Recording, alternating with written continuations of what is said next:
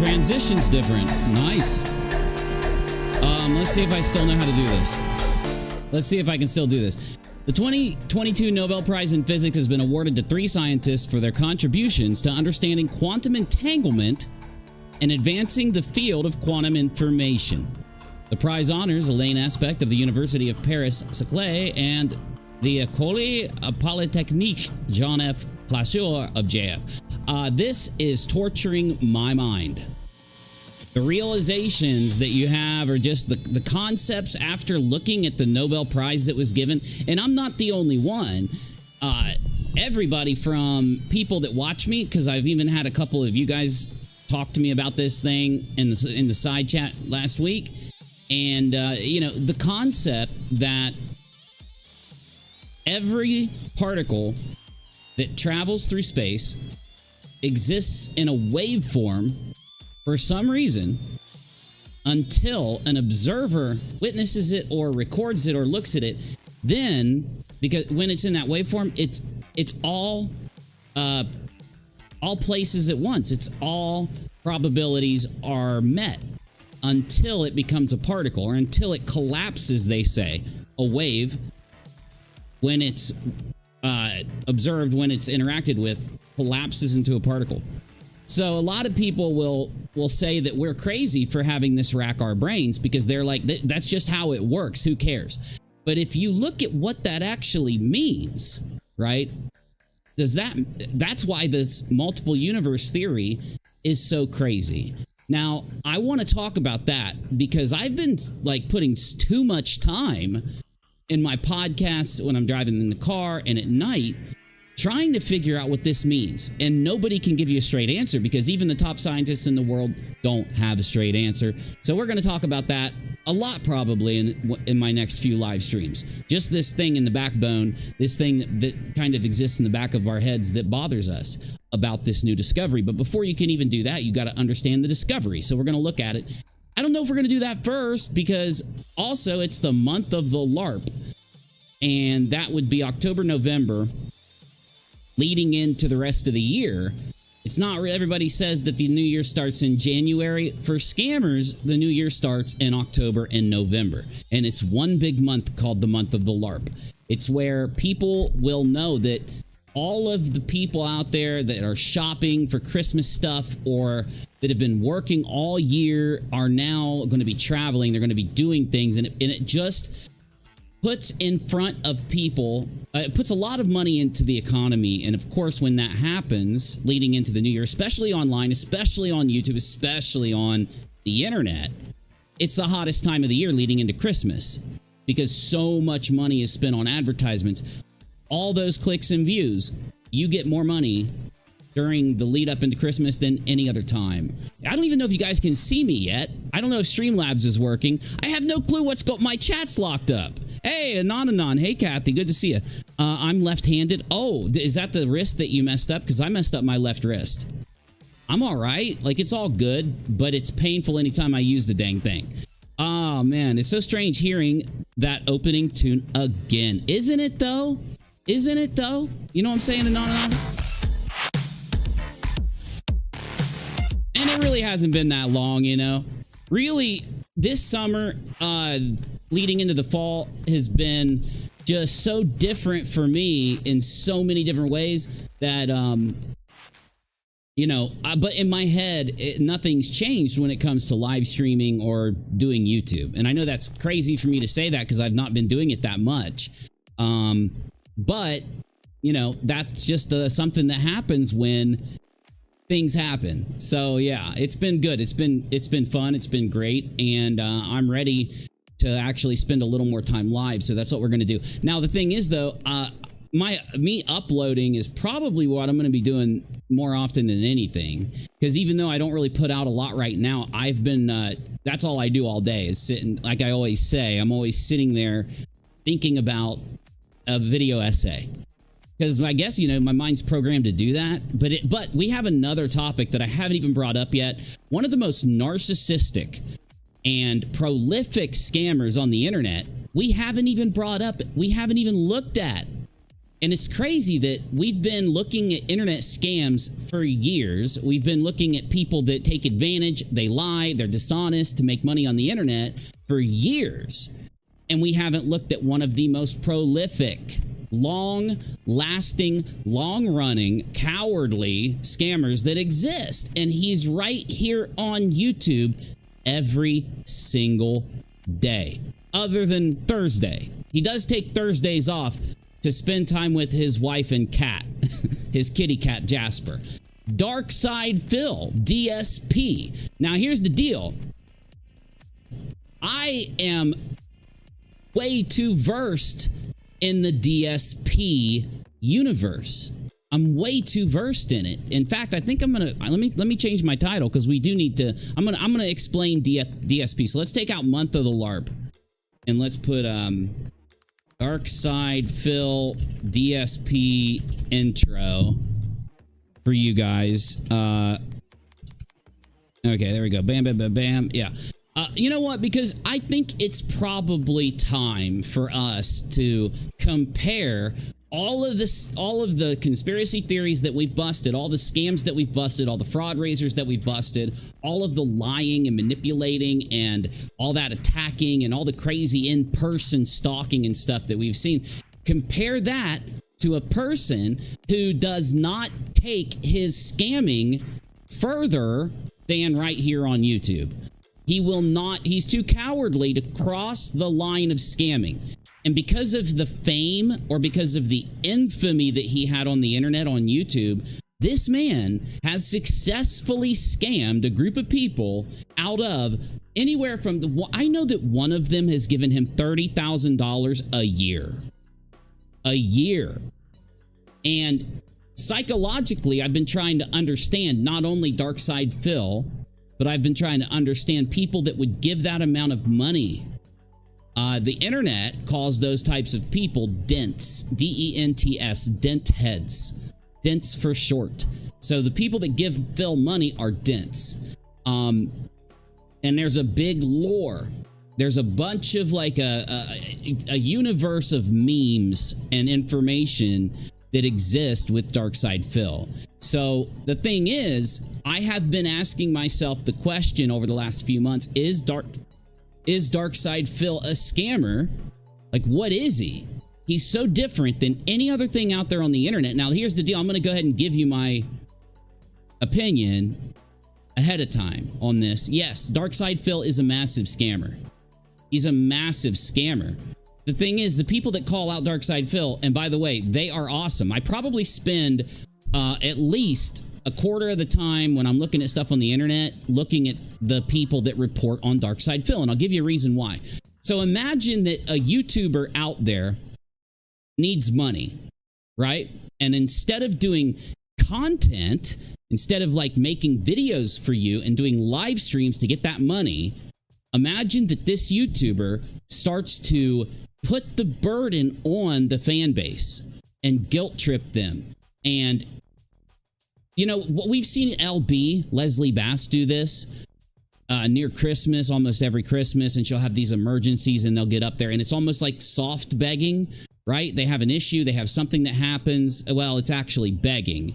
But anyway, they try to basically push that line and infer through the way that they treat a donation and the way that they'll act like somebody giving them money is curing their disease. Someone giving them money is freeing their mind, right? And so it instigates and it puts this kind of next to you know what, I haven't been speaking lately too much publicly. Silence is a virtue. Actually, I talk to my dog way too much, and you guys are going to get to see Bowser today. He is ginormous. He is big now. He is a big puppy and a loving puppy. But back to what I was talking about, it's like a it transfers the guilt, or I'm sorry, the feeling to help onto the other people that watch. And so the entire community, after a period of time, is conditioned to give this YouTuber loads of money. All right. So if you look, in fact, there was a study done where they looked at which Twitch streamer on the platform in this 1 year, because he used to stream on Twitch, now he does YouTube, but anyway, what streamer on the entire platform, we're talking Ninja, millions of dollars a month, we're talking Shroud, we're talking Doc Disrespect back when he was there, we're talking Tim the Tapman, we're talking rich millionaires with millions of subs making money from their audience. And they said to themselves, which of these live streamers makes the most money from their audience? So when the audience gave money, let's say the average amount of money given is $3, $1, $5, depending on which live streamer it is. So they found out that this Twitch streamer, who only had like 80 or 90,000 followers, maybe he had 100,000 by that time, but he does not have that much. That's basically as big as he ever got, and he's got like 200,000 on YouTube. This guy that doesn't even have 10 million people that follow him isn't out there like doing what Ninja did, doing commercials, going on the radio, getting shared on the front page of the platform. He was the top paid streamer. He was the top paid streamer. So basically, he's got not a very small, but a very small amount of people, the same people, and they give him money every day to try and solve his problems and keep him afloat. And it has caused this streamer to basically get tens upon tens of thousands of dollars over and over and over every year. These people that watch him, that are basically his regulars, they call them whales, the people that give him the most money, are literally not just making the money they make by working or whatever they do to support themselves. Instead of basically tipping a live streamer with a message or with a super chat or something as something that they like to do to support the people they watch, these people are going to work and literally taking a chunk of the revenue that they make, and I mean a big percentage, probably 10%, 20%. It's like tithing. It's literally like tithing. If you don't know what tithing is, when you go to a church or in a religion, when you give the religious body money so that they can go out and help people and all that, it's called tithing. And the tithes that these viewers give this man, it's out of this world. So we've got the Nobel Prize 2022 that basically just is racking everybody's brains. We've got a YouTube scammer who is addicted to gambling. And basically that's what came from DARKSYDEPHIL. I forgot to tell you that last part. So people were wondering, because he ended up making, he goes live twice a day. So every time he goes live, he wants $100 to $150 per stream. When he goes and eats lunch and he comes back and restarts his stream, his tip goal resets, and he puts that pressure on them to hit the tip goal again. So this man, they tracked it, and he ended up making, I think, $15,000 or $25,000 in a period of like 5 months from this thing he was doing called the vest streak, okay? And they wanted to know, where is that money going?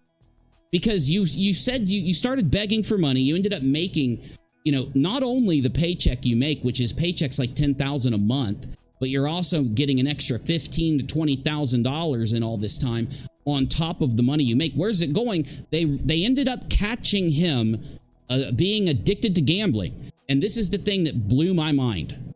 Blew my mind. I've talked to you guys about a app.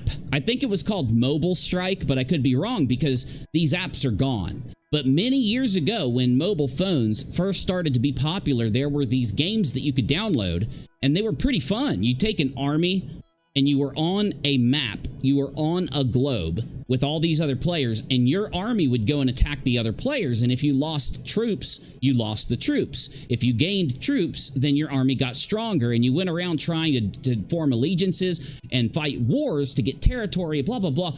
So those mobile games ended up being complete and utter scams that were literally just meant to soak the money out of the player. And I've talked about Mobile Strike. I've talked about how I'd love to do a video on the type of these, because it is a scam.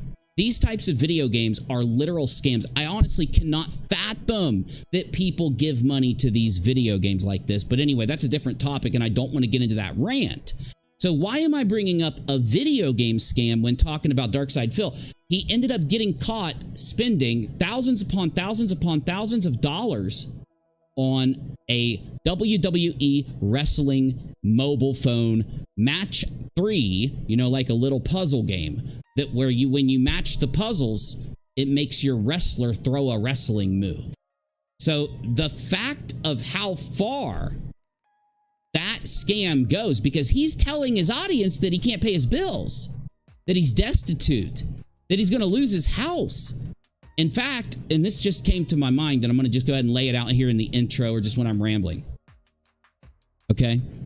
This guy came online after begging and getting like a, I mean, he had the best month he ever had, which was like on Patreon, it was like thousands. Tips on YouTube, 5, 6, 7, 8,000. YouTube revenue, Twitch revenue, all this stuff ended up making him make like $15,000 in this 1 month that we know of. Because we didn't even know how many tips he made. So he probably made like 20 or 30,000. The next month, he's begging again. And we have the video of him doing this. And he's telling them, oh man, like I just got to keep getting money from you guys. And somebody comes into his chat and they're like, dude, you've gotten like $20,000 last month. Where did the money go? And he flips out and insults these people and puts them down. I've got so many videos to show you. And the thing is, when you're looking at this guy, people are scared to call him a scammer. People are scared to state that what he's doing is a scam. Because I guess there's a thing now in the world, in our minds, in our conscience, there's a thing where these scams or people being extremely dishonest, lying literally while getting money from other people, if it involves the internet, okay, there is a measure of dishonesty that the general public seems to be okay with. Where in the real world, if the same thing happened, they would call the police for people stealing money from them. I'll give you an example. Just like I described with DARKSYDEPHIL, he lied to his audience for years and got hundreds of thousands, if not more, out of these people total. And then the money got gambled away and is gone. And he still can barely pay his bills, right? So he is telling a direct lie when he comes back a month, 2 months, 3 months. When he decided not to pay that bill, not to get this paid up, not to take care of this, and he decided, I'm going to gamble this money away, he should have told the people that he gambled the money away. Instead, he kept telling them that he's destitute because of, he would make shit up for why. So that's a scam. This man is lying and ripping these people off. So let's compare that to the real world. If you walked into buy something from a store and you bought the box, but when you got home, it's literally just filled with those peanuts, you would call the police. You would go back and demand your money back. Right? You were lied to. They told you inside this box is your light bulb. Oh, thank you. And you go home and it's not there. Right? Same kind of concept. You're telling a direct lie to someone so they'll hand money over to you. Right? And then you realize, hey, this person literally lied to me and manipulated me and scammed me. And my issue is there is almost, I don't even know why it's like this, but it's when it happens on the internet nowadays, there are some people that are just, yeah, you know what? They decided to give him the money. Yeah, but they were lied to. Shouldn't that matter? In fact, it does matter. It's the literal crux of what we call a scam or not. And so, I don't know. I'm trying again to even figure that concept out. I've been asking myself, is it because there are so many scams out there that have gone unpunished other than people doing what we do or doing what others do, where they talk about the scams and they try to spread awareness about the scam? That's really the only punishment that a scammer gets. They don't get any type of other thing that happens to them. So has it desensitized the internet? Has it desensitized society to where they're accepting of this? It's literally what I've been asking myself. Or maybe is there another explanation? Because it's just factual that scamming, I've been sitting here asking myself, like, do I want to keep covering these kind of scams? And of course I made the decision, yeah, I'll do it live. I'm not going to, when I upload, I'm going to upload about internet history, and when I go live, I'm going to talk about the same old stuff, is what I and play video games. That's kind of what I determined. right? So I come here and I'm thinking to myself, I'm looking at the scams and I just see, you know, they're out there, and not all these scammers are thriving. Thank goodness there is awareness of some of these scammers finally getting out there. But the point is, every time you get one scammer and that scammer ends up exposed or having something happen to where the majority of people at least have the knowledge that they're being lied to so they can make the correct decision on giving them money, it's easy enough to find that you can blame the person instead of blaming the fact that this person's been hiding it, right? The person who gave the money, I mean. Anyway, I don't want to ramble, but my point in the very end is we need to call out these types of scams. And I don't know why YouTube doesn't step in. It's completely against their terms of service. It's completely against everything. Now, talking about YouTube not enforcing the terms of service, guess what else? If you haven't seen what happened with Sniper Wolf, she doxed Jack's films. So Sniper Wolf, a YouTuber that does the most bland and garbage reaction content, it's criticized by this other big YouTuber called Jack's Films. Both these people have millions of subs. Sniper Wolf gets mad, goes to his house, broadcasts his home to millions of followers, doxing while insulting, putting the guy down and saying that he's attacking her and stuff. So all of our simps are going to go crazy at Jack's Films. You know, maybe even go to his house. YouTube responded and did basically nothing to Sniper Wolf. They don't enforce the rules. In fact, the money is what reigns. And you got to ask yourself, like, does that concept of if it makes money or if it's profitable to certain people, is this... you know, what motivates the lack of care from the platform or whatever? That's starting to get to my head too. So all these concepts are swirling around in my mind, and the only way for me to take them from the wave form that they are in my head and put them into the particle world, collapse them down into the particle world for me to express to you and to get out of my head, is to do a live stream and talk about it. And to try to do one at least every other day. It's going to be challenging, but I'm going to try. I'm going to have to do short ones some days, but I'm going to try. Anyway, all of that, let's get through it. Let's go and look at this. Also, if we have time, we didn't last time because somebody came in and asked me why I was a Christian, and I actually took my reasons why. I put them on a sheet of like a script, you know, like a notepad, and I actually got a nice backbone for my why I'm a Christian video. You know what I'm saying? So that's good, because I think that video needs to come out, and I think it'll really help me mentally once I get it out there. We need to talk about that too. And I don't want to push religion. I've always said to you, I do not it would just be dumb for me as a content creator to try to push religion onto other people and convert them through my channel. That would be ridiculous. I'm never going to go there. But I've always liked to talk about God, and if God's there or if God's not there, am I an atheist, am I a Christian, and have those conversations. Me and Navy used to have them all the time when we'd be gaming or doing something else. So what I want to do is get the why I'm a Christian video out and show that logically people are Christian.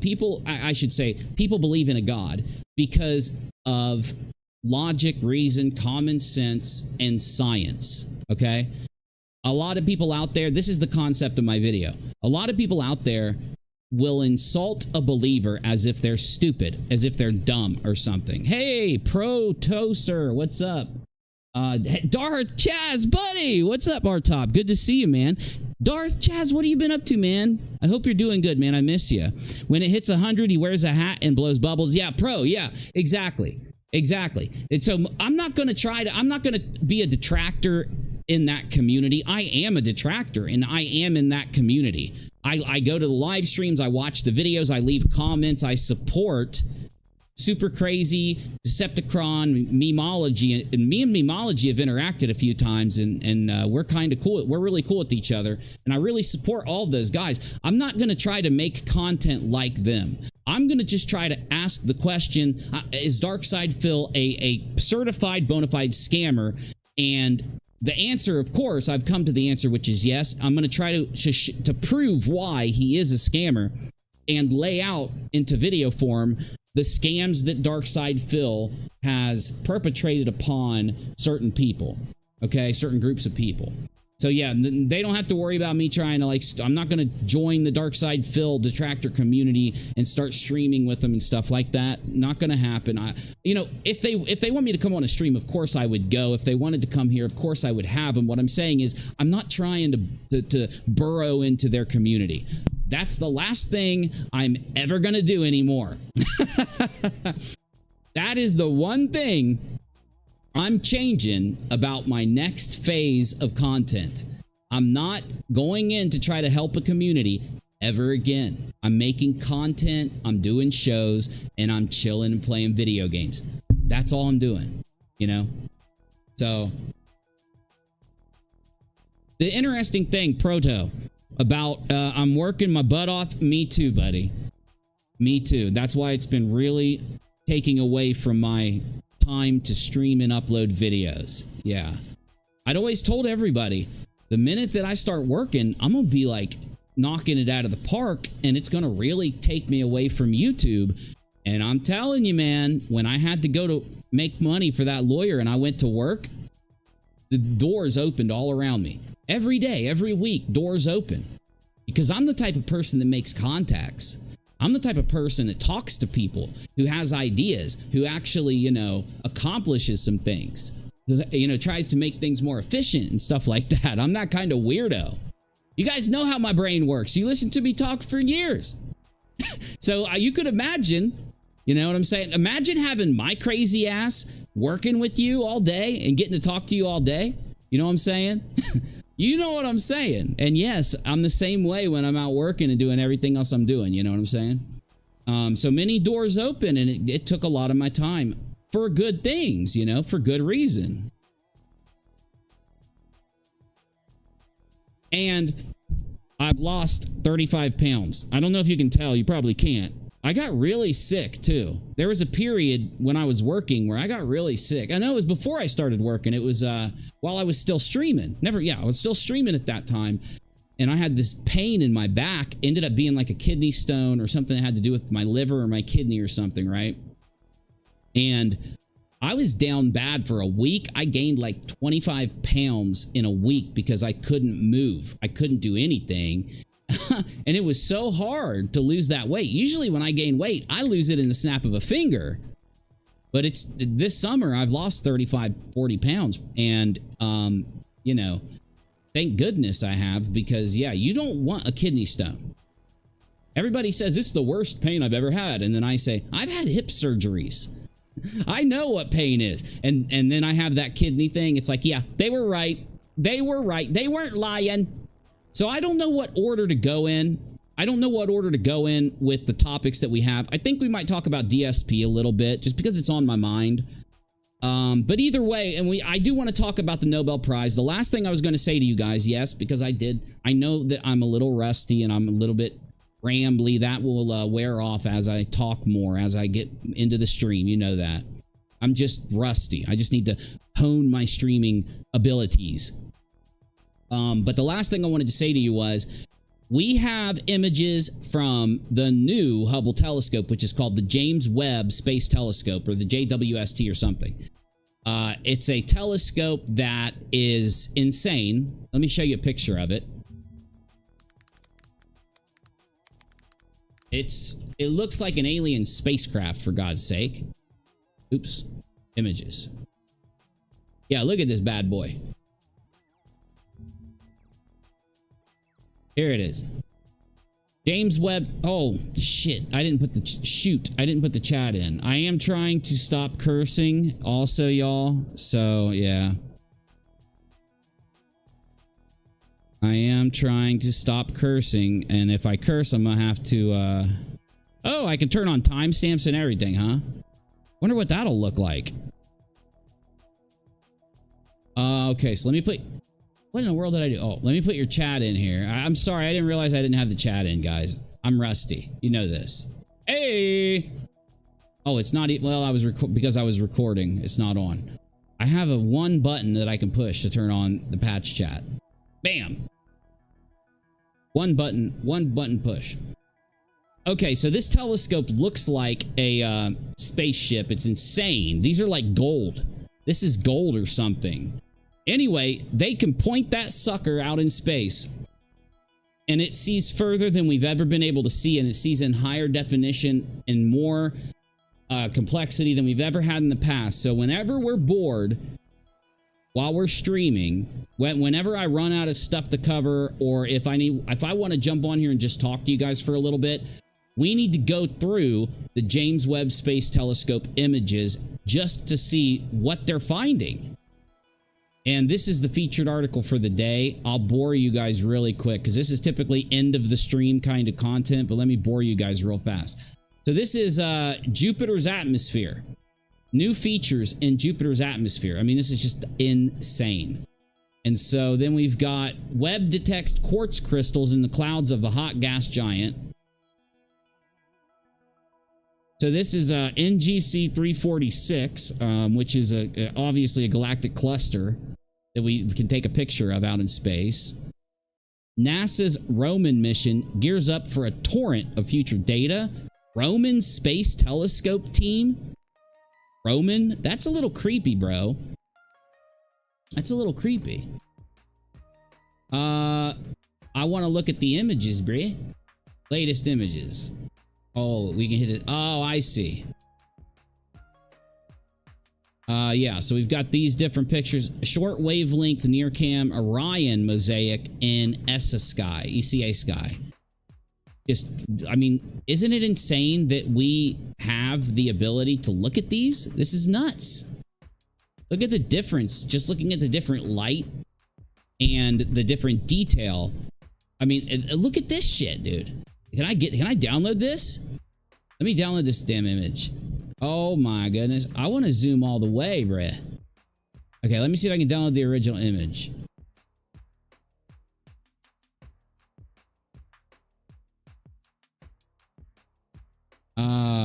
No, it won't save as a PDF.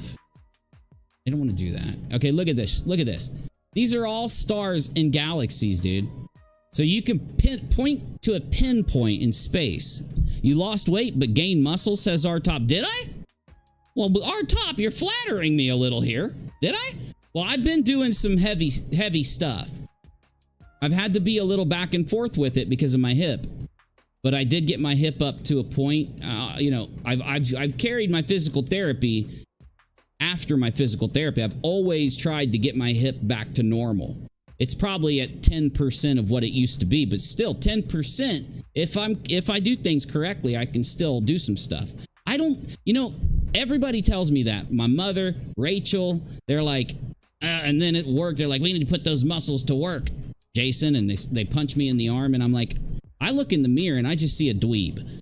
I don't see anything like that, but thank you, R-Top. And bro, I hope you're doing good, man. I've been thinking about you a lot. I've been thinking about everybody, man. All of y'all. And I'm not just saying you guys. I'm not just talking about those of you in the chat. I mean, all of the peeps on the internet. I've been thinking about you. 8 years, 9 years of me being here all the time and hopping in to say hi. It's been tough. It was actually a little depressing. Because I want to be able, you know, I think about streams. My mind, in order for me to do all those big presentations every single day, you know, back when I did the nightly podcast, back when I did all my old shows, it's every day you have to take in the data, arrange it in your mind, and then when you go to stream, you got to be able to explain it. And because of doing it for so many years, I have reprinted my brain. Imagine doing a daily radio show where you don't really use a script. You might have people throw you some topics, but you know what I'm saying? Daily radio show. And you have to go on for like 3 hours every day. If you do that for years, your mind eventually starts to work in that manner. It's very strange. And I'm sure it's like a phenomenon. I'm sure there's like a medical term for it, right? Anyway, look at this stuff. Look at the world we live in. And you're going to say, UNIRock, you're a big dork. Showing us the images from a telescope, talking about the mystery hut on the moon, because yes, we're finally going. I'm going to show you guys the images for the mystery hut, some new images. Obviously, I have the scientific explanation for the mystery hut. I forgot to show it in my last one. And then looking at the explanation for why I'm a Christian compared to being an atheist or being just believing that there's a God and not being a Christian, right? Being able to talk about the 2022 Nobel Prize of particle physics and the answers it gave, all the way over to the depths of space, the Big Bang, and how why we're here, all the way over to these other topics. It's all stuff I've been racked in my brain with. This is the stuff I'm interested in. And just like I did for years, the stuff that I'm interested in, I'm going to bring here to a show and hook you guys up with it. Now, let me close all this space telescope stuff. We don't need it. Again, I'm just amazed that we as human beings can build these things and then be able to see the things we can see with them. Now, the particle physics thing, we got to get to it at some point. I enjoyed your Hufford takedown. I did too, Protessor. The shit dog still is one of my favorite lore. You know, lore like it's an event in the lore of that topic. The shit dog is one of my favorite because you could not have made it up. You couldn't have written it, right? You know what I'm going to have to do eventually? I'm going to have to go grab some of the clips of that stuff and put it into a little video and basically explain to people what happened. Because it's just, you go and grab those moments where it's just too crazy to believe. Like when we caught a political shill meeting in a hotel in New York City live on the internet and exposed her to thousands and thousands of people while she was collecting all this money from people because she wasn't a political shill. It was a huge thing she discovered from those instances back in the day all the way up to the instance you just talked about. Some of those things are just so crazy they should be a video, right? We're going to have to get there. In order for me to get there, though, I got to get through the stuff that I'm actually racked with in my mind. The stuff that I write about every day. The stuff that I'm trying to script. The stuff I'm trying to actually order. You know what I'm saying? We need to get through that. And again, before we talk about DARKSYDEPHIL a little bit, we got to talk about this thing. With the now, look, I am not a conspiracy theorist, as most people would be shocked to find out. A lot of people, when they first meet me, think I'm a conspiracy theorist. And truly, I would call myself a conspiracy theorist if you were using it in the term from back in like 2016 YouTube, 2012 YouTube. Maybe you could call me that. I'm a person who hears out every explanation, every side to a story, so that I can actually get to the truth of it. And I find in that giant cloud of information the points of the story that matter so that people can understand the truth. So I don't think that this discovery in particle physics and quantum entanglement, I'm not going to make a leap of logic and start screaming to you guys, oh my goodness, it means that, you know, there's multiple universes or anything. In fact, the way that I understand this entire thing, essentially, is that particles can exchange information. It's, if you thought about Einstein, he used to talk about spooky action at a distance. Spooky action at a distance, okay? Einstein used to talk about this. It's entanglement is what Einstein referred to as spooky action at a distance, a phenomenon by which one particle can effectively know something about another particle instantaneously, even if those two particles are separated at a great distance. Essentially, it is a discovery that proves there is woo-woo. If it's correct, if you take it for what it shows that Einstein came to our society, came into our world, and basically laid out the fact that the universe works by a physical, non-magical and explainable, mathematically explainable. It's mathematically explainable. It's real. The things that happen can only affect each other if they are local. Okay, if I shoot a bullet at you and you're 5 billion miles away, the bullet's not going to instantly hit you because, you know what I'm saying? Locality. And Einstein said there is no thing that breaks the rules when it comes to physics. And he said it could never happen. And this Nobel Prize essentially proved that there is something that breaks the rules, according to Einstein's theory, right?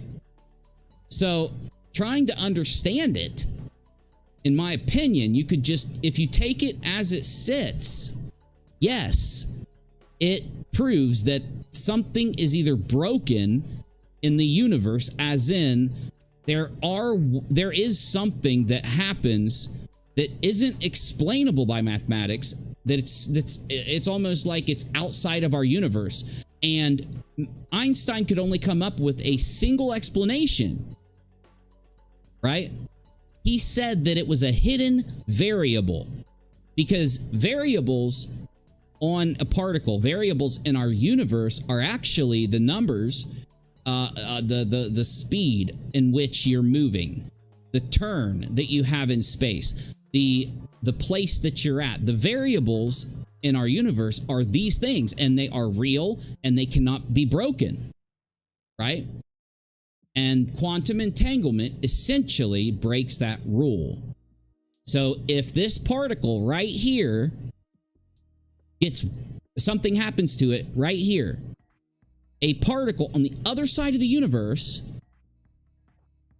will be instantly affected. Instantly affected. How is that? How does that? You can't move faster than the speed of light. Information can't travel faster than the speed of light. If you did travel at the speed of light, time wouldn't exist, right? Our physical world is completely limited by the speed of light. It's the speed limit of our universe, as everyone says. But quantum entanglement happens instantaneously. The Nobel Prize means that it's been checked out. That means, hey, all the physicists in the world have looked at this and it's true. So a lot of people, let me say it like this, a lot of people come in and then they say, yeah, exactly, haha, God exists, magic exists. The universe does have supernatural things that happen in it. Science has found a supernatural thing. There are people out there screaming this from the rooftops. They're saying that it proves the electric universe. They're saying that it proves many other theories that are completely outside the model of Albert Einstein and general relativity that we all basically use. Our computers, our vehicles, and everything that we use can only operate because of this theory of general relativity that Einstein had put down on paper, or actually taught people, okay? That he proved. I'm sorry, he proved it. Now, here's the deal though. 5 years from now, a year from now, maybe science will discover the reason that this is happening, and that reason will be physical. It will be normal. It will have it'll fit into the theory of general relativity just like everything else does, because that's how science works. Discoveries are made, and then you have to go in and basically the geniuses of our time have to go in there and dedicate their lives to being able to forward science even a tiny centimeter. And that's why I have a giant respect for science. Now, again, I have a respect for real science. I don't have a respect for people that infiltrate the scientific framework of our society, of our that we've set up, and they go in and they try to take a political or a religious or any type of bias in there to prove something that they want to be true. I don't call that science. That's not science.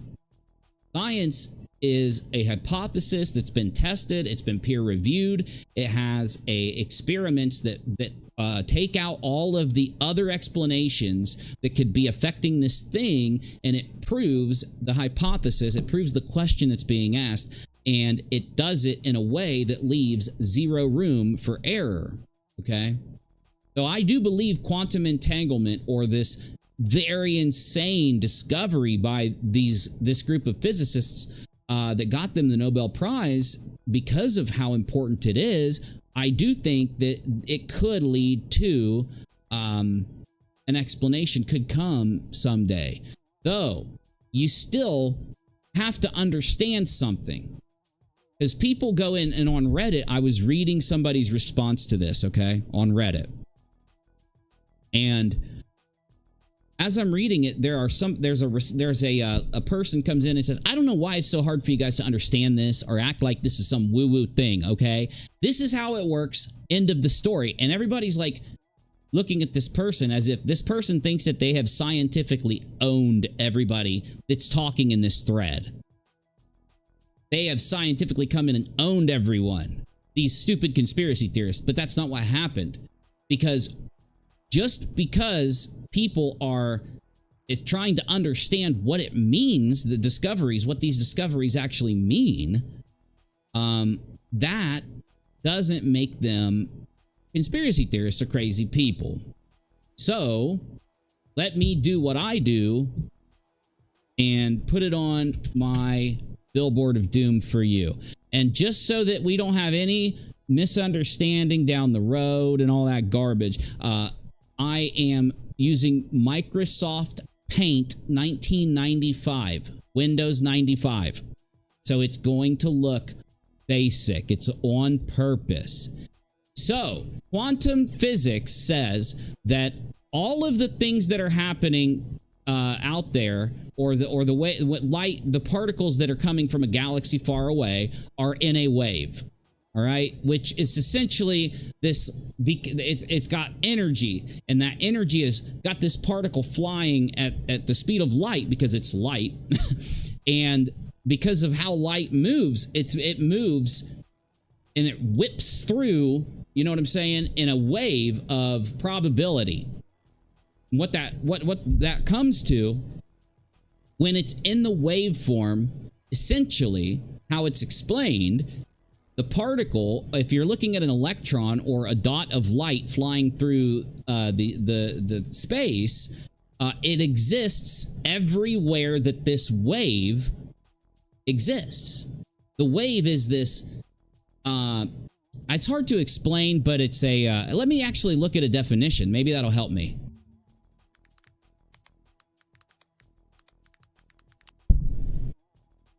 So let's look at Big Think. Oh, no, that's not what I want.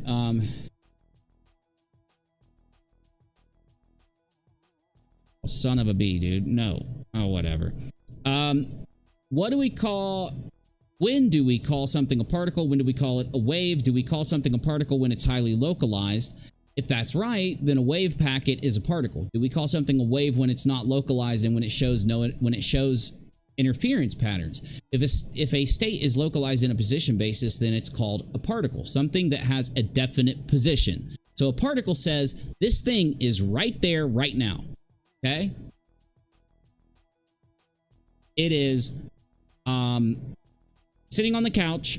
The electron is sitting on the couch right now. It's on the left side of the couch. It's not in the middle, on the right, up and down. It's on the left side of the couch. Having said that, I would add into practice, oh, I'm sorry. It's called a particle, something that has a definite position, and if it's localized in the momentum basis, then it's called a wave. So if it's in a momentum basis, if it's traveling with a momentum, it's in a wave, I guess, is what he's saying. And this is hard to understand. So it's good for us to kind of think about it for a second, all right? Something that has definite wavelength, which in quantum mechanics relates to momentum. Having said that, I would add that in practice, any quantum state that is fairly distributed in a position basis is called a wave. It's not a strict definition. Moreover, it should also be noted that we call the wave function, example, the position basis representation of the quantum state, is not a wave in a mathematical sense. The equation according to which it evolves in time, the Schrodinger equation, is not a wave equation, it's a diffusion equation. So to be honest, we simply mean a distributed or a little bit wiggly pattern when we say wave. So it's in a pattern. It's not in a single position, it's in a pattern. I know it's hard to understand, but it is essentially proven with through science. This has been proven, okay? A more precise definition would be a distribution that has specific wave length or momentum, as I mentioned. However, even such a wave function wouldn't follow the wave equation as it evolves. It would follow the Schrodinger equation. Finally, all quantum states exhibit interference. However, you are correct in noticing that particle-like states wouldn't exhibit any distinct interference-like behavior in the position basis. So you don't interfere with anything else when you're at your position, but when you are moving, you have an interference pattern. Again, hard to understand, but that's what it's saying. Let's look at a different, let's look at Wikipedia as it explains wave-particle duality. It's essentially what we're looking at, but it's a concept in quantum mechanics that quantum entities exhibit particle or wave properties according to an experimental circumstance. It expresses the inability of the classical concepts, such as a particle or a wave, to describe the behavior of quantum objects. Inability to describe the behavior of. We can't describe their behavior. We can't understand what's going on at the quantum level. We know what the probability something is going to happen is, but until it collapses into a particle, essentially is what they're saying, until it's collapsed into a particle, we have no clue. We only know of the probability that it could be all these different places, and then once it collapses into a particle, oh, there it is. But the place that it collapses to will be that wave. You understand? During the 19th and earliest century and 20th centuries, light was found to behave as a wave and then later discovered to have a particulate character, whereas electrons were found to act as particles and then later discovered to have wave-like aspects. The concept of duality arose to name these contradictions. Around the year 1900, it was understood that light was a wave, and electrons, as well as atoms, were particles. There were a few pieces of experimental evidence that hinted at something deeper. Over the next quarter of a century, there was a major change in scientific thinking, with acceptance of quantization of light, as well as wave behavior of electrons, all of which led to the concept of wave-particle duality. Pyramid says, Elf Bar Life, you know it. This is a Snoop. This is a, what's it called here? Snoopy smoke, okay? Look at this. This is going to blow your mind. This is going to blow your mind. This is a Snoopy smoke, okay?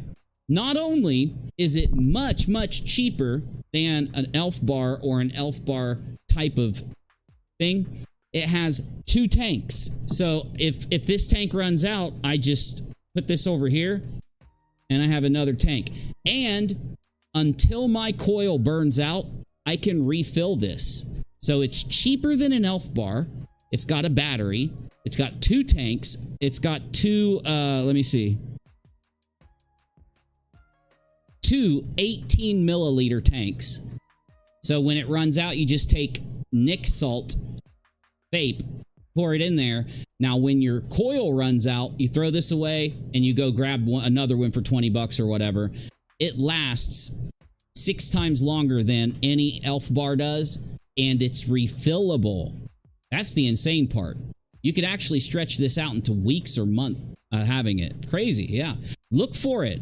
Pyramid, if you go to vape stores, these are starting to pop up everywhere, and I couldn't believe how cheap they were. I figured they'd sell this thing for like 40 bucks or something, because it has triple the amount of vape that's in the Elf Bar, and it has 2 tanks, and it's cheaper. And I do think Elf Bars are overpriced. I do. I think that's what happened. Hey, JB. Good to see you, man. Hey. Hey, Anon. Is that what the double slit experiment was for? Yes, Protessor, and we're going to get there. It'll be here in just a second. What brand? It's called Snoopy Smoke. I know it's hard to see it. You know Snoopy? Like the comic character Snoopy? Snoopy Smoke. See if you can find it. It'll change everything. It'll give you this vape. I went from spending 20 bucks on an elf bar that would last me a week to one of these for the same price that lasts me 3 to 5 times longer. It's just nuts. Yeah, they're just starting to kind of get around. They're just starting to kind of get around. Okay, I want to keep going because I'd like to get to the DARKSYDEPHIL. So let me get through this really quick, okay? But good to see all you. Miss you. I hope to see Janie and Doc and everybody else here sometime in the future. I'm sure as I stream more, we'll see more and more peeps. We'll get more notifications going out. Normally, I would take a break for 3 days, 5 days. I'd come back, and instead of having 500 or 400 people watching, we'd have like 60 people watching, and within like 3-4 streams, we're back up to normal, right? So I figure since I've had big gaps in streaming, it's going to take us at least, 3 times that much to be able to get enough notifications to go out to people, but we'll get there. Anyway, good to see all of you. Here we go. So in the late 17th century, we can skip this part, right? So the contradictory evidence from electrons arrived in the opposite order. Many experiments, among others, had shown that free electrons had particle properties. For instance, the measurement of their mass introduced the theory of electron waves, and he suggested that the electron around the nucleus could be thought of as being a standing wave, and that electrons in all matter could be considered as waves. He proposed that particles are bundles of waves, wave packets, which move with a group velocity and have an effective mass. So the mass that they have essentially means that they are real. They're in reality. They have mass. Like everything around us has mass. Even the air we breathe has some form of mass because there are particles in it. Those particles have mass. When they group together, they have more mass because they're real. They're here. Light, on the other hand, things that, move in that waveform, things that move through that kind of momentum, as we read earlier, it's hard to put it into words, do not have mass. They are operating in kind of a different capacity or something. And we'll get more of an explanation from this, and just give me 10 minutes. It's all it's going to take. I'm not going to go on forever, okay? So before proceeding, it's critical to introduce some definitions of waves and particles, both in a classical and quantum sense. Waves and particles are two very different models for physical systems, each with an exceptionally large range of application. Classical waves obey a wave equation, and they have continuous values at many points in space that vary with time. Their spatial extent can vary with time due to diffraction, okay? And diffraction, the interference or bending of waves around the corners of obstacles or through an aperture into a region of a geometrical shadow of the obstacle or aperture. The diffracting object or aperture effectively becomes a secondary source of that wave. So imagine light reflecting off of something, and it interferes with the original because it's reflecting. When it reflects off, that wave can then interfere with the original source of the wave.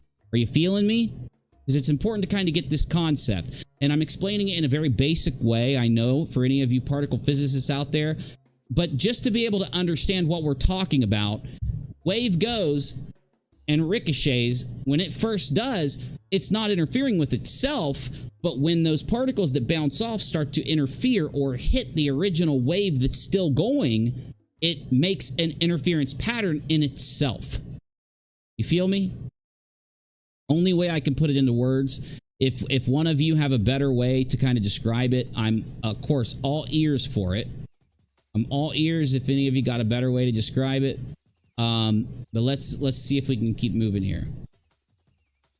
Classical waves obey the wave equation. They have continuous values at many points in space that vary with time, and their spatial extent can vary with time due to diffraction. And they display wave interference. Physical systems exhibiting wave behavior and described by the mathematics of wave equations include water waves, seismic waves, sound waves, radio waves, and more.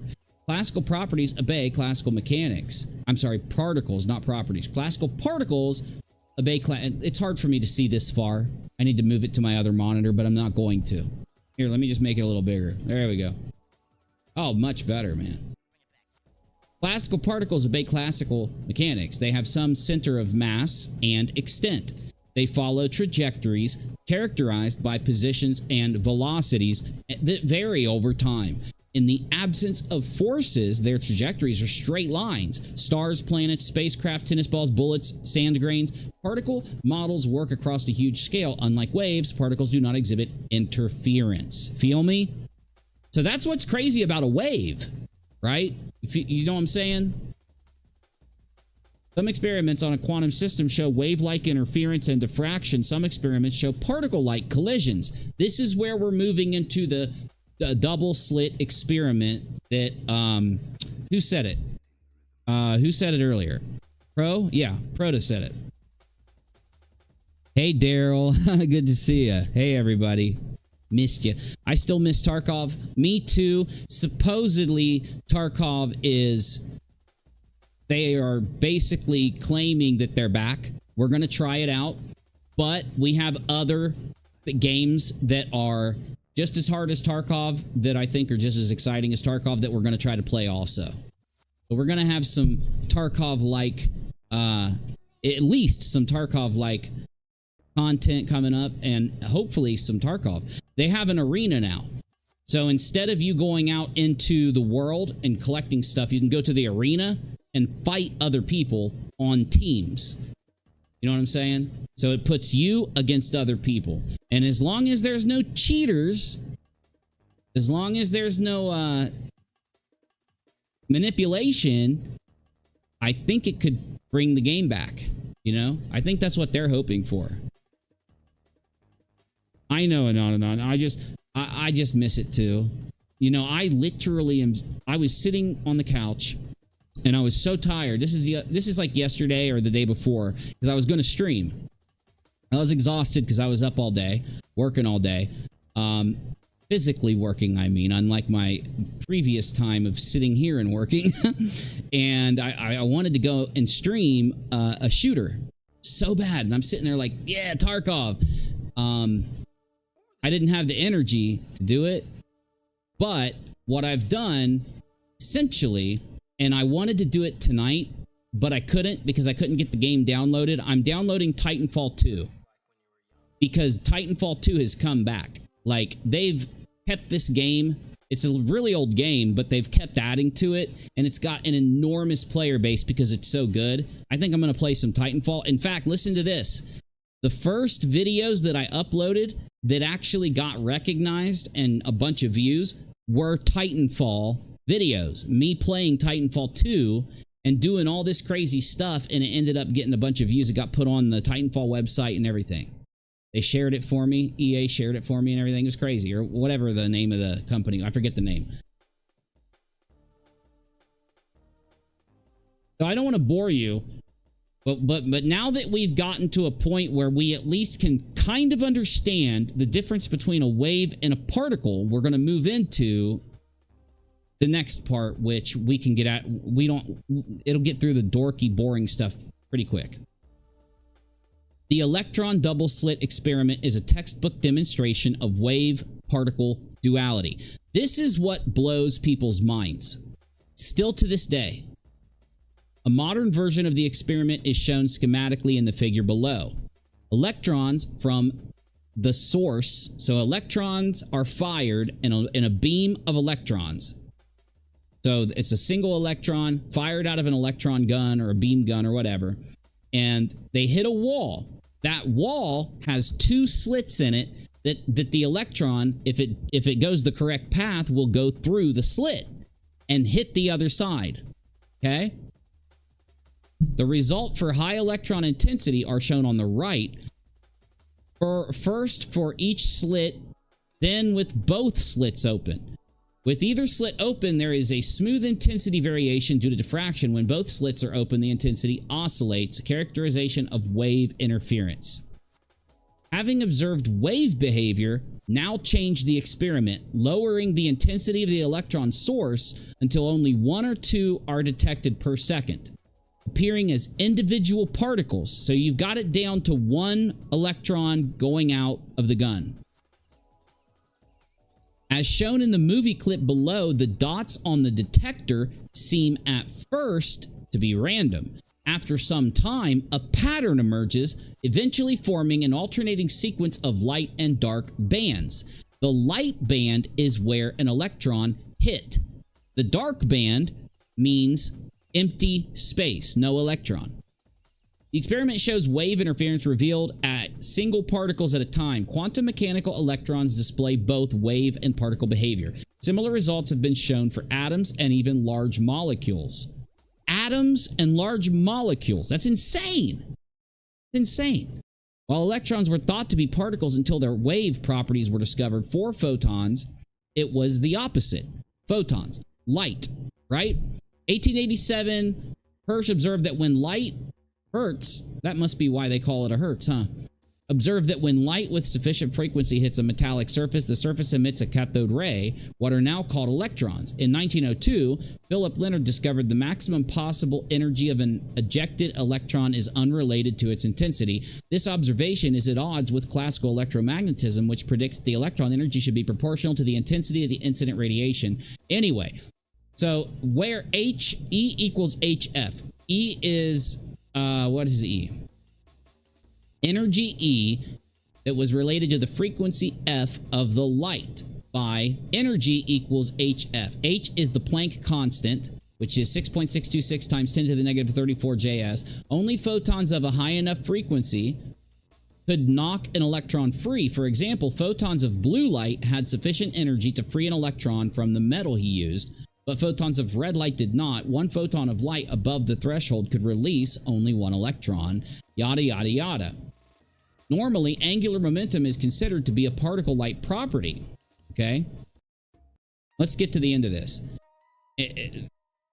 Essentially, what does the slit experiment in the end shows that, and this is what a lot of people say, and I'm not saying it's true, and I'm not saying it's false. I'm gonna express to you how this being proven in our physical world, this happening is equated to the concept of when a tree falls in the woods, does it make a sound?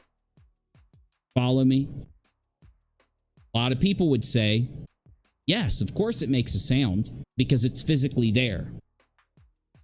That is now at odds. Some people, in fact, even I think it most likely does not make a sound, because the thing that changes or that takes a wave of an electron or a wave of a particle and actually, I'm sorry, a wave of an electron and makes it a particle, the thing that does that is the act of observation.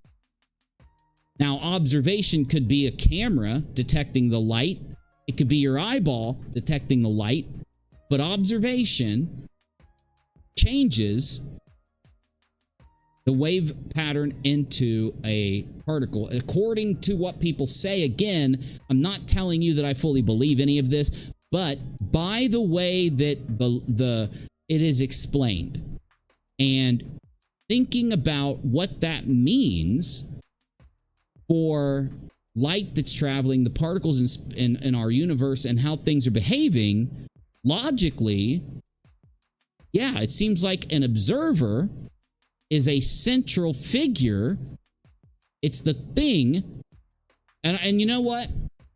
You could go back years to where I would be arguing with people while I was playing a video game, and they would be telling me that if a universe existed and it had no intelligent observer in it, then that universe would not exist. You feel me? That universe would not be physical. It wouldn't be real without an intelligent observer. So when you start thinking about this concept, it's not that this stuff is there, and because this stuff is true, now everyone is convinced that there's a God, or everybody is convinced that there is no God, or that it really tells you a really hardcore principle about reality. Though, if it does tell us a principle about reality, if it does, then why is the intelligent observer, or why is the act of observation the thing that allows, or that causes a physical reality to be experienced? And it really does kind of blow your mind. It's like, huh, that kind of tells us we may be here for a reason. The physical world acts in a way that becomes physical or dictated only when it's observed by an intelligent being. So the intelligent being is the backbone of reality. It's the backbone of why we're here. Now, again, I'm not telling you this is what I believe, though, I mean, it really does seem that way the more you look at this. And that kind of breaks a principle that I live on, or that I live by, which is that we will never know whether God exists or doesn't exist until we die. Now, I use the word know. You have to believe. And if you have to either believe he doesn't, or you believe he does, or you don't care. Either way, though, in order for you to make up your mind, you have to believe. And what I mean is you instead of you having a concrete proof, you're going to have to look at everything around you in your life about reality and about your mind and about how things are, and come to a decision based off of those things, your experiences, and based off of your principles, and based off of how the things you've seen, the things you've experienced. That's what dictates those things. And that's the principle that I look at reality by. You know, whatever reason we're here, we're not meant to know why. Now, I only have been able to figure out one explanation for that, and no, I'm not going to tell it to you, because in order for you, if you want to hear me explain why I believe we are in the position we are in reality or in life, you need to watch my last live stream, because I laid it out in that stream and I put it on paper finally. So it's gonna be, I was about to say, so I'm gonna be able to put it into a video. It's still gonna take a lot of time before I can put it into a video, y'all. Let me see if I can get Titanfall 2 to download while I'm streaming with you. Let's see if it'll knock my stream out or not. Well, I get that, Kai. I get that, but here's the thing. The thing about a wave, the sound that you're hearing, and that wave perpetrating, is because it's collapsed and because it is physical. See what I'm saying? It occupies an actual momentum of energy. Like you're hearing, the thing we're hearing is air. Air moving in the way it does is carrying the vibration of the thing that we're hearing. Our vocal cords vibrate while we're pushing out air, and it causes that air to travel to the next person so that they can hear it, right? So the thing I'm saying is it's physical. When we're talking about something that's not physical, something that's light, something that is a photon, something that has no mass, and that thing, instead of it staying as a wave, instead of it whatever, it collapses to a particle when observed. And that's the thing that's crazy about that in particle physics, or in this discovery, right? Because I completely understand what you're saying, and it's a great point. Okay, Titanfall 2, let me start the download. I've got a little bit of it downloaded. Let me see here. Let's get the download going and see how long it'll take. I've got 3 gigs.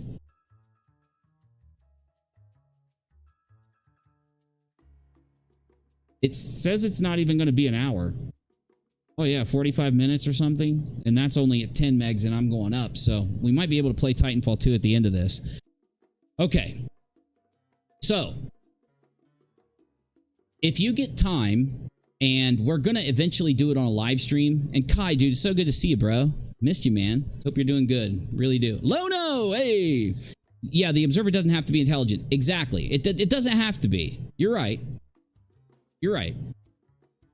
I mean, and that's where we need to get into a more explanation of this phenomena.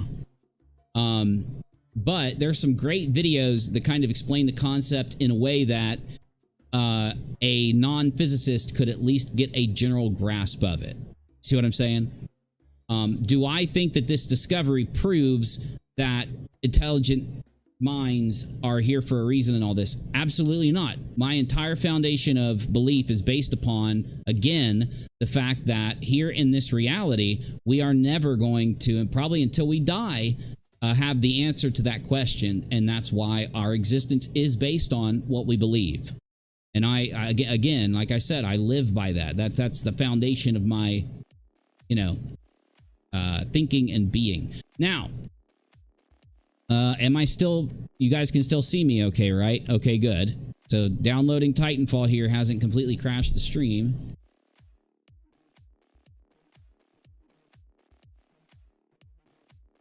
All right. I'd love to shoot some stuff. We're already at 10%, so this could realistically happen. If we look at a couple of the topics I want to look at, we could have Titanfall running here soon. And then we can get BCP and Menace to download Titanfall. We can bug them until they download it. Okay, so where are we at now? I gave you a boring explanation of something that's been racking my mind. And one thing I want to do is be able to put out a video about this whole thing and read the comments, see what you guys say, see what your guys' thoughts are. That would be awesome. And even after putting out the video, do a live stream so that if you want to watch the video and then jump in and kind of explain to me your thoughts on the whole thing, that would be tight, So let's move on to the scams, the month of the LARP. Okay. It involves a dude named DARKSYDEPHIL as a basis for the cockroach of scamming. So if you could set up a circumstance where you have an audience on YouTube and then take that audience and find a way to push the line of lying to them about why you need money from them, so that you can get hundreds of thousands of dollars from them over a period of a year or 2 or 3. Probably multiple hundreds of thousands, honestly. But anyway, and you could get away with it because you are the most cockroachy of scammers that exist. And what I mean is, we know that Phil has a gambling addiction. So I want to put out a video that actually shows how we know that he has a gambling addiction. Very simple, but it would probably take 30 minutes. But it would be a good video. And I think looking at Phil's situation exposes a giant hole in the internet. It exposes a giant hole in the ability for you to be able to trust what a person is saying on this platform or on the platform of any internet platform. So Phil goes in and says that he can't pay his bills. And he says that he needs his audience to step up and help him. He does this over a period of years, more and more and more and more and more, until every 10 minutes, he's essentially telling these people, please, please, please, please, please, send me this, send me that. And because these people like him so much, they've given him so much money. It is scary. They've given entire retirement funds that someone would live off of to this guy.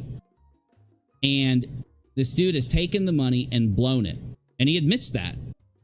He admits that the money's gone. Now, another thing about Phil, he was a pretty, established YouTuber who didn't really beg much, but he shilled. He was a massive shill. He was a massive manipulator of his audience. If somebody would pay him to push a product, he was the biggest shill ever. He wouldn't tell you the truth about it. He would just, and then while he was shilling it, he would lie to you and say that he's not a shill. So he is the ultimate hypocrite on the platform. And the thing is, every narcissist is the ultimate hypocrite of their world. They are the ultimate.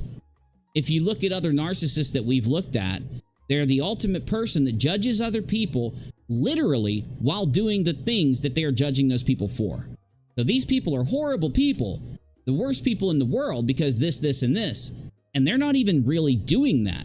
You, on the other hand, are doing that thing to the most massive degree. You're the biggest damn scammer on the planet. And at the same time, stating about how bad of a person you have to be to do that, right? So we need to pull this dude up and take a look at him.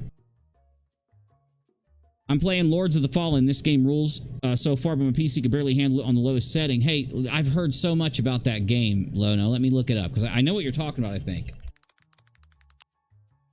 I've heard it's a good game. Is it like a Souls-like game or is it an RPG? Let me see.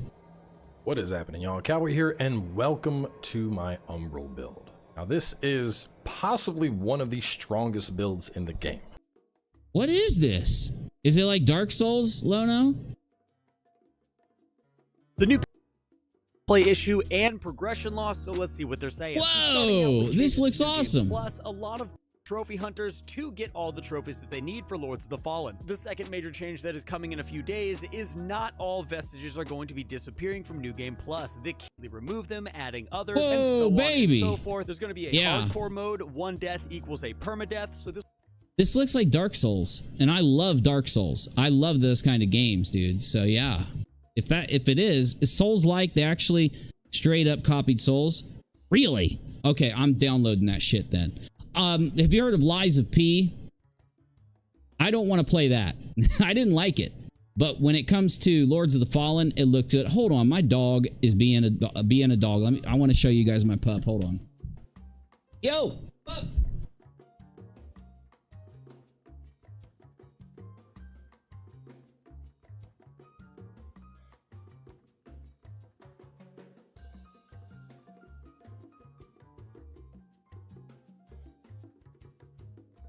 A baby. Here. It's just a computer. It's not gonna hurt you. He's scared of the computer. It's not even making any noise. It's okay. It's okay, Bubby. There's nothing crazy here. I promise. Promise. Look at how gorgeous this guy is. Isn't this the most gorgeous thing you've ever seen right here? Isn't this the most beautiful thing you've ever seen? Look at this guy. Look at that guy. Look at this beautiful thing. Hold on, I gotta show you his mohawk tail. Look at his tail. His tail is when he lifts his tail up, it looks like a literal mohawk. I mean, he's just a beautiful creature. Gotta be scared. Come here. Up. Up. I know. He wants me to go outside and let him pee and throw a stick for a while. That's what he wants. Let's see where we are at with Titanfall. Yeah, it's gonna take 45 minutes. It definitely will, and it's 7 o'clock. Now, here's the deal, y'all. I am a baby now. I'm a baby. I am, hold on. I want to show you a video, of course. Decepticon. I get up really early and I go to bed really early. So I need to start streaming at like 5 a.m., 6 a.m. because I'm awake. I'm, you know, preparing for my day. If I have to go work, I'll be out of the house at 8 and I'll be back in the afternoon. But if I'm not working, which I haven't been working as much, that's why I'm streaming right now. If I'm not working, thankfully, I am busy during the day, but from like 5 until 10, I've got a lot of time I could stream. And then from like 3 o'clock until 5 o'clock, I could work a stream in so that I can still lay down around 8 o'clock. I know you're going to be like, you go to bed at 8 o'clock. I'll go to bed at 7 some nights. Some nights, I'd be asleep right now. I'm not even lying. Oh, he is our top. Everyone that sees him says that. And he's such a good... If you are depressed, and I'm not saying this to you, but anyone out there is depressed, or if you have an empty nest syndrome, if your kids are getting a little older and they're constantly doing stuff, right? Like me. Having a pup around really changes things, especially if you form the bond with the pup. Because you're essentially just you and them every day, all day. You know what I'm saying? And if I go somewhere, he comes with me.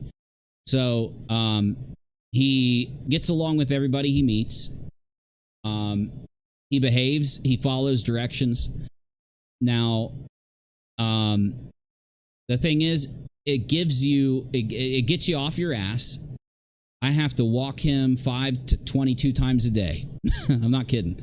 So it also puts you on schedules. It's really helped me with my schedule. It's helped me get back into a rhythm. And of course, it allows you to take things more realistically. It puts you more into the world. You know what I mean? Because if you're sitting there and you're depressed because the kids are always busy now that they're older, and you're depressed because, you know, you got a little empty nest syndrome, or you're getting older and you're not as active as you used to be, those things are immediately cured with a puppy. Now, you will have to spend a lot of time training the puppy, following the rules you're supposed to follow with the puppy. I think that's one thing that really helped me out, you know.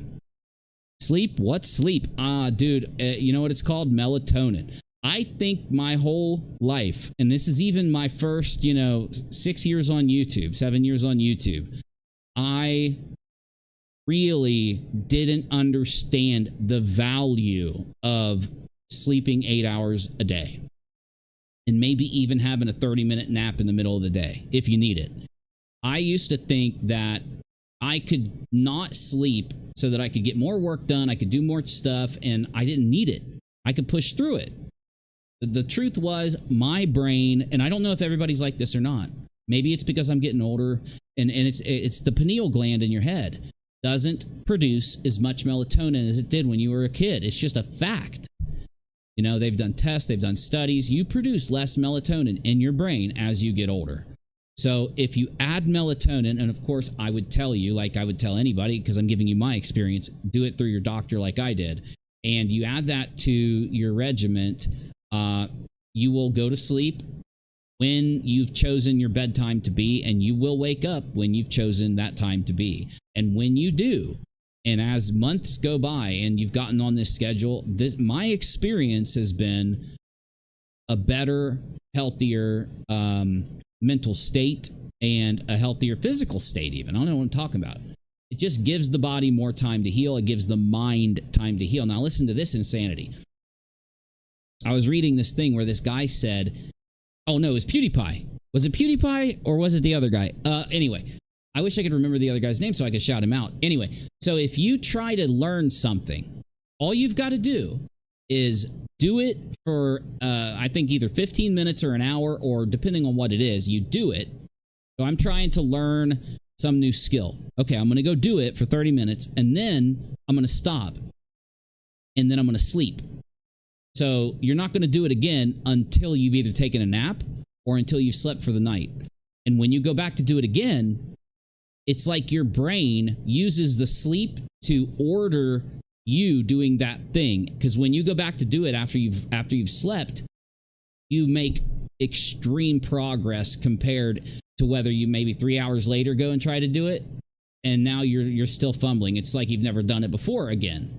So there's like a lot of theory that your mind, when you sleep, actually orders the information that you've processed so that you can learn better also. I don't know. Who knows? This is the thing, though. You guys need to go to this channel, the Decepticon. I know, I'm rusty here. I'm rusty, y'all. I'm a little rusty. Hold on, Bubby. You'll be fine for a minute. You'll be fine for a minute. And you want to go to playlists, King of Hate. Now, we're going to go down. What is this? Nope. Okay, I see. Stop. So you go to King of Hate. Now, the best one is, to start with, you're going to go to the one that says the incident. Where King of Hate, the Year of Hate, the incident. Okay. So DARKSYDEPHIL had already started to lose his audience when he was caught masturbating. This is the guy who turned on his webcam and turned on his live stream, sat down, and jerked it. Okay? Oh, the camera's on.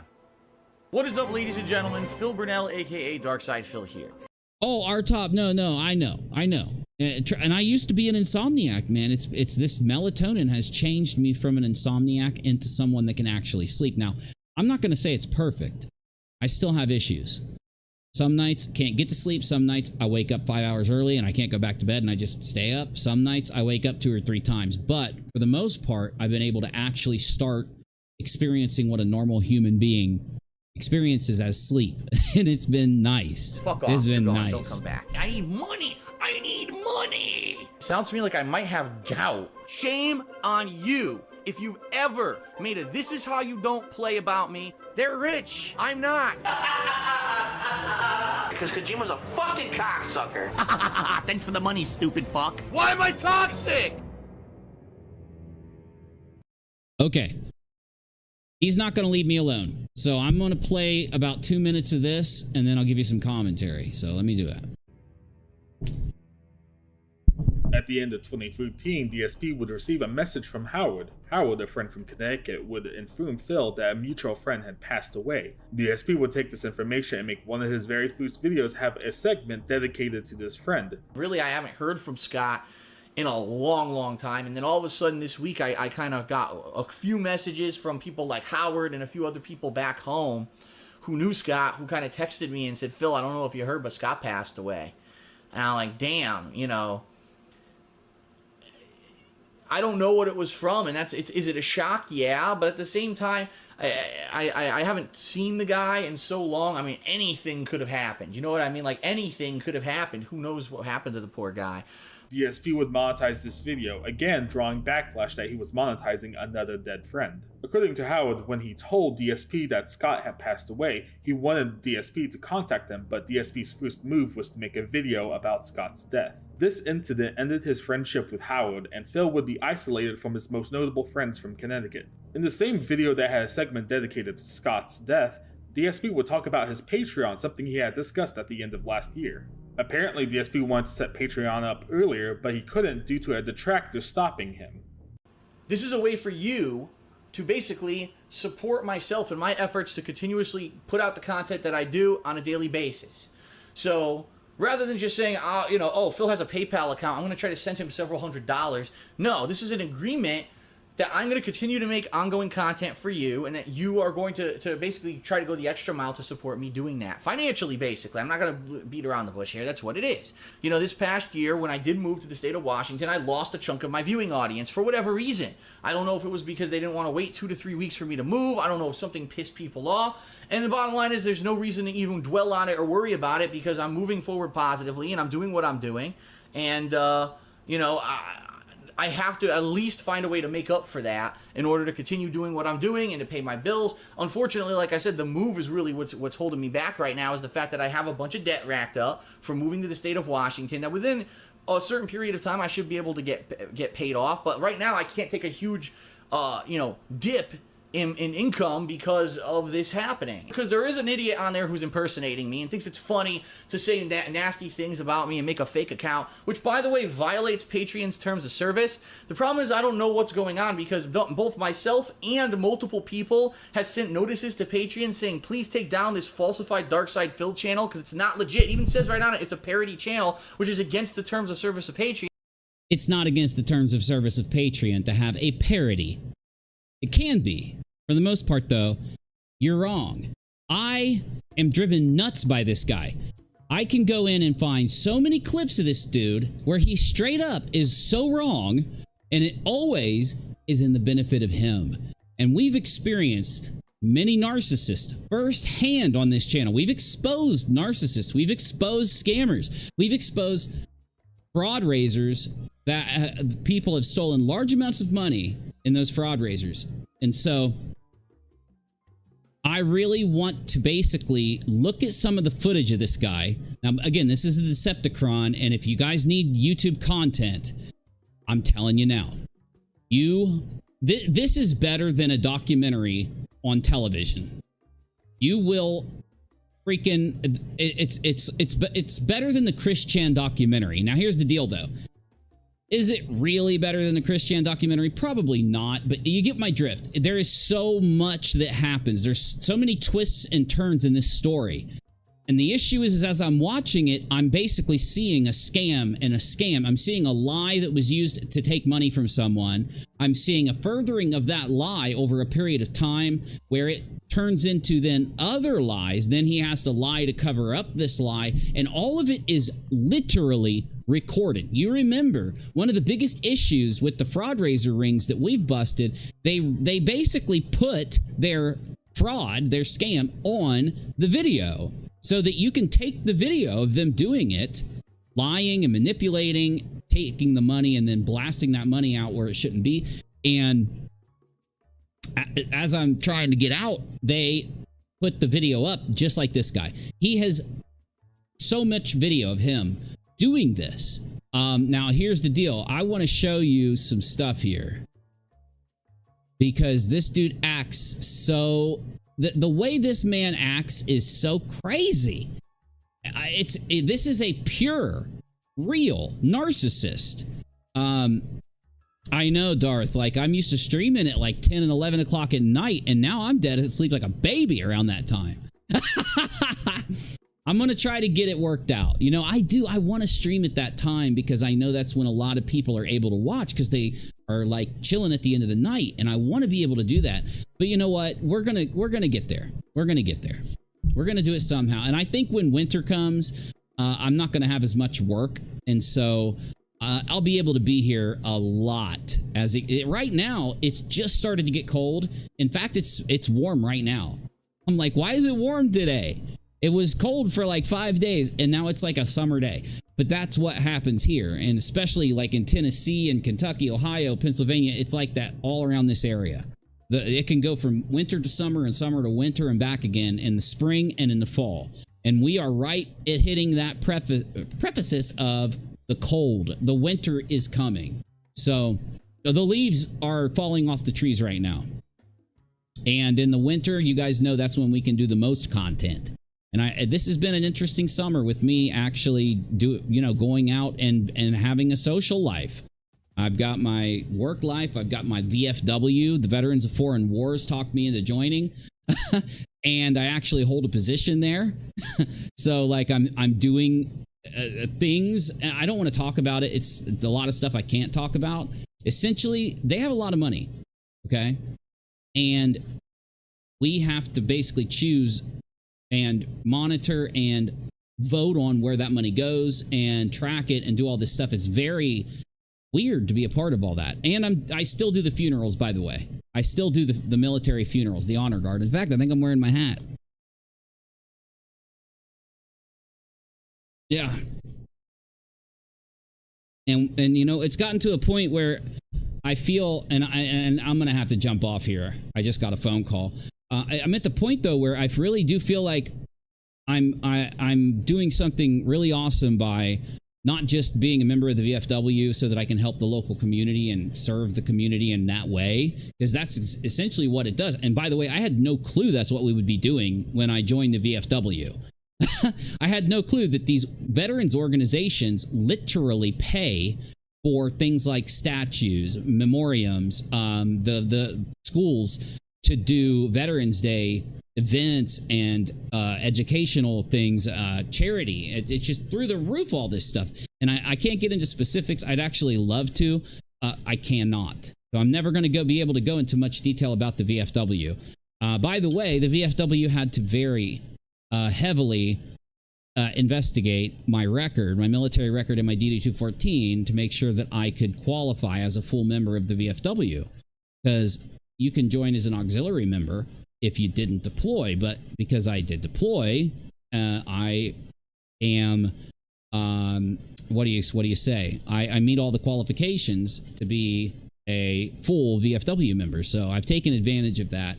There's really not a lot of benefits that I get outside of networking, and that's what I mean when I tell you guys I've been networking, and that's one of the main things I've been doing since I went out and started working again and started building some connections again in where I was working. And remember, when I first started YouTube, I was a network and computer repair tech that would be contract. I was on contract. So anytime that a company would need me in this huge wide area, I would rush there and fix their stuff. and get paid just for that job, that tiny job. And then I would go back. That's how I did a lot of YouTube whilst in between these jobs that I was doing. And I'm kind of doing similar stuff, but it's a little more busy than that old contracting I used to do. I don't want to get into detail, because if I get into detail, there are people out there that are still trying to stalk me every day. They are very afraid of me coming to YouTube and discussing what I know. Very afraid of it. And they know that it is inevitable that I'm going to do that. They know that I'm going to put out videos that document everything so that it is available and it will be there anytime these specific people scam people. They know that I'm going to do that, and they are terrified of it. So it hasn't stopped, just so you know. But we need to cover more of this scammer, DARKSYDEPHIL, because people, for some reason, have a hard time calling this man a scammer. And this man thinks he is a good person. Now, the thing is, you notice he cries a lot. He gets really upset a lot. He was just crying yesterday on stream. Someone made a video about it. And truly, I do believe that one of the main reasons why... Oh, dude, look, we're at 50%. Wow, we're going to be playing some Titanfall, baby.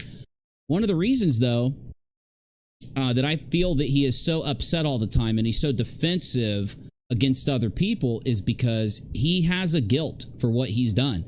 Now, here's the crazy part. He has built a defense. He has built a guilt. He's built a mental state that will transfer the guilt off of himself.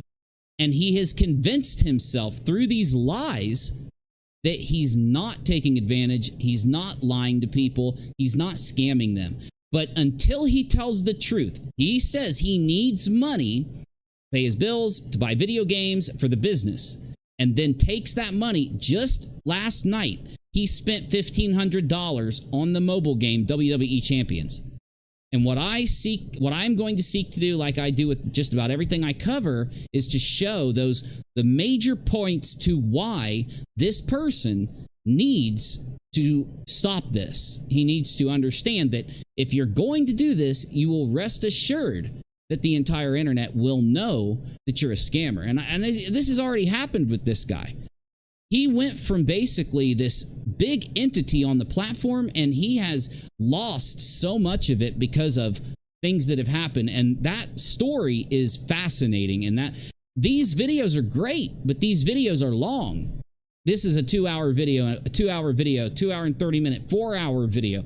You know, this needs to be condensed into a 2-hour video. So all of this, if you have 12 to 20 minute parts, would be about 2 hours long. I think I can condense everything into that. And the beginning of this story, though, is that, yes, he is scamming the people that give him money. He's lying to them about what he needs money for. Regardless if he paid his bill or not, he's taking thousands and he's putting it into this mobile game. And I wish the man had an addiction to poker, slot machines, internet gambling, right? Can you imagine having an addiction to a bejeweled match 3 game? You know, people like Vince McMahon, the people that make these games are evil. It should be illegal. These video games are not video games. Essentially, this video game gives you download it on your phone and it gives you points when you pay money. So you go and you play it and you can get 1,000 points. Everybody out there can get 10,000 points if they play this, if they do this. But if you pay money, you can get millions of points. So he is like number 25 on the leaderboard of having the highest amount of points in WWE Champions. We know how much money those points translate to. We know that. Because people have taken the game and played the game over and over and over to determine what the maximum amount of coins that you can get for free is And once you understand across multiple accounts that you can only go up to X amount of coins, people that have 1 million coins have spent 10,000. People that have 8 million coins have probably spent 50,000 on the game. And there are people out there that like WWE so much that they want to be the top guy on this game. And it is pure theft and manipulation of people that are mentally unable to stop themselves from gambling on this game. I don't even know if you can call it gambling. You put the money into the game and it gives you cards. So you get a Hulk Hogan card. You get a Undertaker card. This 5-star Hogan can beat all these people, but this 4-star Undertaker is very rare, and you've got the Undertaker, but you want the Hogan. Now, here's the thing. You'd say, yeah, but how can you, once you get the 5-star Hogan, you should be able to just whoop everybody's ass. No, because you can take multiple Hogans and combine them into a more powerful Hogan. Okay, fine. So you get 6 of the Hogans, you spend $50,000. You should at least be able to whoop everybody's ass and not spend any more money. No, because then once they get enough people to that highest point, they add in a very slightly more powerful card. So they start racing for that card. And they add 10 more cards that are slightly more powerful. So now this 5-star Hogan that you've put together isn't really doing anything for you, and you need the better Hogans. And it manipulates people with not just a gambling addiction, but they might have access to disability money. Like Phil, they might be begging thousands of people for money every day, and that gambling addiction is... I don't understand how a video game that cannot be played without pouring money into it like that. It's basically who can spend the most money in this game gets on this leaderboard. Why do you want to be on that leaderboard? I can't figure it out. It racks my brain. Is that dude that asked money for a wheelchair? If so, I do like him, rockAlot. No, that's not him. No. The wheelchair guy? Yeah, that's a different dude. No. I know who you're talking about. Yeah, I did that story years ago. The dude that was like in a wheelchair on Twitch, and then because he wasn't in a wheelchair or something, he got exposed, and then he had to leave the internet because he was getting harassed. You know, people that are in wheelchairs, they can get up and hobble around. I don't know if people know this or not. Maybe not, though, in his... I have to go look at that situation. Anyway, though, hey, good to see you. Don't mess with me at all. Good to see you. Anyway, guys, I'm so sorry. I do have to go. I do have to be up in the morning. I'm really hoping that I can get a stream in tomorrow, but I am working, so we're gonna roll the dice. We're gonna cross our fingers. Either way, though, I miss you guys very much, and I am here. I didn't go anywhere. I just basically got a job where I don't go all the time, but just like tonight, I just got called in, and I'm trying to mix YouTube and the job together, and as time goes on, I do think I'll get it handled. I'll get a little more. In winter, it's going to be a lot more time here. Also, I just got Titanfall 2 is at 63%, so it will be installed on my PC. We're going to be doing some... You guys are going to freaking flip out when you see this game if you've never seen it played, and I'm really good at it. Remember, back when it came out, I was number 2 in the Titanfall contest. I won some Titanfall action figures when I first started YouTube. So anyway, you guys, I love you. I hope that you're all doing great. For anyone that out there who I haven't seen in a while, hopefully I'll see them more on here. And, you know, so much is going on out there in the world. It's just so crazy right now. But anyway, see you soon, okay? I'll be back. Peace. I'm Audi 5000G.